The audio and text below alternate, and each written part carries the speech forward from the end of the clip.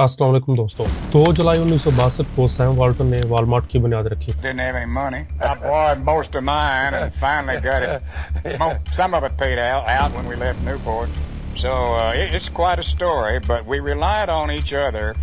आज वॉलमार्ट 10,500 से ज़्यादा स्टोर्स, $611 बिलियन की सेल्स और 2 मिलियन से ज़्यादा एम्प्लॉयज़ के साथ दुनिया की सबसे बड़ी रिटेल कंपनी है। आज हम ये डिस्कस करेंगे कि कैसे सैम वाल्टन ने वॉलमार्ट की बुनियाद रखी, कैसे उसको दुनिया की सबसे बड़ी रिटेल कंपनी बनाया, और ये भी डिस्कस करेंगे कि किस तरह एक छोटी सी गलती से उसका पहला स्टोर बंद हो गया था। इतनी बड़ी एम्पायर बनाना कोई आसान काम नहीं था। ये सब उस वक्त शुरू हुआ जब एक किसान को यह कहा गया था कि वो रिटेल बिजनेस में अपना करियर नहीं बना सकता और उसने अपना स्टोर खोलने का फैसला किया। सैम वाल्टन 28 मार्च 1918 को किंगफिशर ओक्लाहोमा में पैदा हुए। उनके डैड एक फार्मर थे, लेकिन फार्म से इतनी कमाई नहीं होती थी कि उनके घर को चलाया जा सके। इसी वजह से उनकी फैमिली ने मुल्क भर घूमकर नए रोजगार के मौके तलाश करने शुरू किए। वो एक स्टेट से दूसरी स्टेट मूव हुए और बिला आखिर कोलंबिया मैसूरी में सेटल हो गए। इस दौर में जब सैम वाल्टन एक टीनेजर थे तो वो मुख्तलिफ जॉब्स करके अपनी फैमिली की मदद कर रहे थे।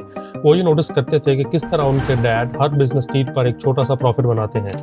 उन्होंने ये भी देखा कि किस तरह उनकी माँ ने एक दूध का छोटा सा बिजनेस स्टार्ट किया। वो गाय के दूध को लोगों के घरों में डिलीवर करती थी। सैम ने इसी दौर में अपने पेरेंट्स से सीखा कि $1 कमाने के लिए पूरी फैमिली को कितनी मेहनत करनी पड़ती है। लेकिन सैम के लिए घर में सब कुछ अच्छा नहीं था।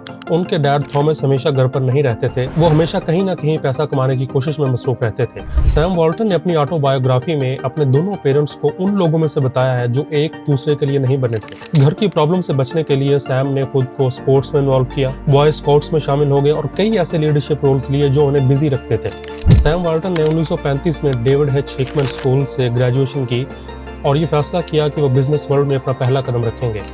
स्कूल में अपने आप को सपोर्ट करने के लिए उसने कई जॉब्स किए, जैसा कि न्यूज़पेपर डिलीवर करना और खाने के बदले टेबल पर खाना सर्व करना वगैरह शामिल था। ग्रेजुएशन के बाद 1940 में सैम ने अपने पहले रिटेल स्टोर एक्सपीरियंस को हासिल किया। उसने एक सेल्स ट्रेनिंग की जॉब हासिल की जेसी पेनी में, जो उस वक्त एक छोटी सी शॉप थी और उसकी सैलरी सिर्फ $75 पर मंथ हुआ करती थी। लेकिन सैम की परफॉर्मेंस जेसी पेनी में कुछ अच्छी नहीं थी और उनको जेसी पेनी के वर्स्ट एम्प्लॉयज़ में शुमार किया जाता था। एक टाइम ऐसा भी आया जब सैम के बॉस ने उसको फायर करने की धमकी दी और उसे साफ साफ बताया कि वो रिटेल में कभी अपना कैरियर नहीं बना पाएगा। सैम की जॉब को सिर्फ एक चीज़ बचा सकती थी और वो ये थी कि वो एक अच्छा सेल्समैन बने, जहां पर उसे $25 एक्स्ट्रा सेल्स कमीशन के तौर पर मिलते थे।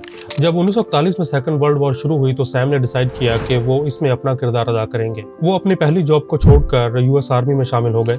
मिलिट्री ने उनकी लीडरशिप स्किल्स को पहचाना और उन्हें इंटेलिजेंस कॉर्प का हिस्सा बनाया, जहां पर उसने कैप्टन की पोस्ट हासिल की।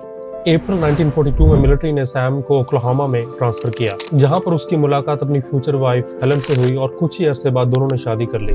जब 1945 में वर्ल्ड वॉर खत्म हुई तो सैम को अपनी बीवी और बच्चे दोनों को सपोर्ट करना था और उन्होंने उस वक्त फैसला किया कि वो अपना रिटेल स्टोर स्टार्ट करेंगे। सैम ने कुछ पैसे अपने फादर इन लॉ से लिए, कुछ अपनी सेविंग से डाले और कुछ लोन लेकर $25,000 से बेन फ्रैंकलिन स्टोर खरीद लिया। ये बात नोट करने की है कि 20वीं सदी में यूएसए में बहुत से ज़्यादा छोटे स्टोर्स थे और उनमें ज़्यादातर जो है वो फेल हो रहे थे और जो स्टोर सैम ने खरीदा था वो भी नुकसान में जा रहा था। उनके पहले स्टोर का रेंट जो था वो 5% ऑफ सेल्स था, जो उन्हें उस वक्त ठीक लग रहा था, लेकिन बाद में ये मालूम हुआ कि 5% रेंट जो है वो उस वक्त किसी भी वैरायटी स्टोर के लिए सबसे ज़्यादा था। लेकिन इन सभी मुश्किलात के बावजूद सैम और उनके स्टोर ने तमाम लोगों की एक्सपेक्टेशंस को एक्सीड किया। उन्होंने रिटेल के टिपिकल रूल्स को स्टडी किया और जो रूल्स उन्हें पसंद नहीं थे उन्हें बदल दिया। जब सैम ने बेन फ्रैंकलिन स्टोर को खरीदा तो उन्हें एक ये रूल फॉलो करना था कि वो अपना तमाम स्टॉक जो है वो उन कंपनी से खरीदेंगे, लेकिन उन्हें यह भी मालूम हुआ कि वो सस्ता स्टॉक कहीं और से खरीद सकते हैं। उन्होंने अपना कॉन्ट्रैक्ट दोबारा रीड किया और उनको एक ऐसा क्लॉज मिला जो उन्हें यह इजाज़त देता था कि अगर वो चाहें तो अपना स्टॉक वो बाहर से भी खरीद सकते हैं। चनाचे उन्होंने अपने स्टॉक को किसी थर्ड पार्टी से खरीदने का फैसला किया जो कि कंपनी के रेट से कम रेट पे था और इसी वजह से वो अपने कस्टमर्स को बहुत ज़्यादा सस्ती चीज़ें फराहम करने में कामयाब हुए। जब सब चीज़ें सैम के लिए अच्छी चल रही थी तो उन्होंने अपने भाई को दावत दी कि वो भी उनके साथ इस बिजनेस में शामिल हो जाए ताकि दोनों भाई मिलकर इस कारोबार को चला सकें। लेकिन हकीकत कुछ और थी, ये स्टोर अब फेल होने वाला था। जब सैम ने इनिशियली वो लीज साइन की थी स्टोर को लेने के लिए तो उसमें ये क्लॉज नहीं था कि वो अपनी लीज के एंड पे इस लीज को रिन्यू कर सकेंगे। जब सैम के फादर इन लॉ को इस बात का पता चला कि उसने इतनी बड़ी बात इग्नोर कर दी है, तो वो इस बात पे काफ़ी हैरान हुए कि सैम ऐसी गलती कैसे कर सकता था। सैम वॉल्टन अपनी ऑटोबायोग्राफी में लिखते हैं कि ये उनकी ज़िंदगी का एक लोएस्ट पॉइंट था, क्योंकि वो स्टोर जो उन्होंने मेहनत से खड़ा किया था एक छोटी सी गलती की वजह से अब बंद होने वाला था। उन्होंने मेहनत करके उस इलाके के सबसे बेस्ट वैरायटी स्टोर को खड़ा किया था, कम्युनिटी में एक नाम बनाया था, और अब ये सब कुछ जाने वाला था। पहला स्टोर बंद हो जाने के बाद सैम वॉल्टन ने हिम्मत नहीं हारी और उन्होंने इस कारोबार को नए सिरे से शुरू करने का फैसला किया। उसने एक नई जगह ढूंढी और वहां पर स्टोर खरीदने का फैसला किया, और ये जगह बैटनविल आर्कनसास में थी। इस बार उसने 99 ईयर लीज साइन की। सैम ने समर 1950 में अपना नया स्टोर खोला और उसे वाल्टन्स 5 एंड डाइम का नाम दिया। सैम की फैमिली अक्सर ये कहा करती थी कि चलो हम इसको 90 डेज का टाइम देंगे और बिला आखिर ये क्लोज ही होने वाला है, लेकिन सैम ने उन सबको गलत साबित कर दिया। उस वक्त उस शहर में और भी वैरायटी स्टोर्स थे, लेकिन किसी ने भी कंसिस्टेंट लो प्राइसेस ऑफर नहीं की थी। इसलिए जब सैम ने अपना नया स्टोर खोला तो उन्होंने बैटनविल कम्युनिटी के लोगों की ज़िंदगी को तब्दील कर दिया।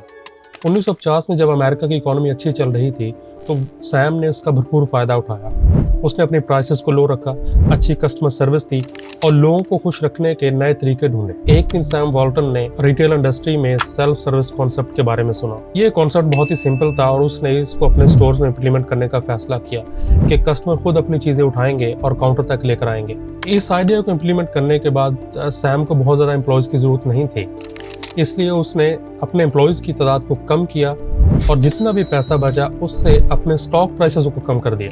ये नया ट्रिक बहुत अच्छा काम कर रहा था और 1 साल के अंदर उसका रेवेन्यू ट्रिपल हो गया। अब सैम के पास इतना पैसा था कि वो अपने स्टोर्स को मज़ीद एक्सपेंड कर सके।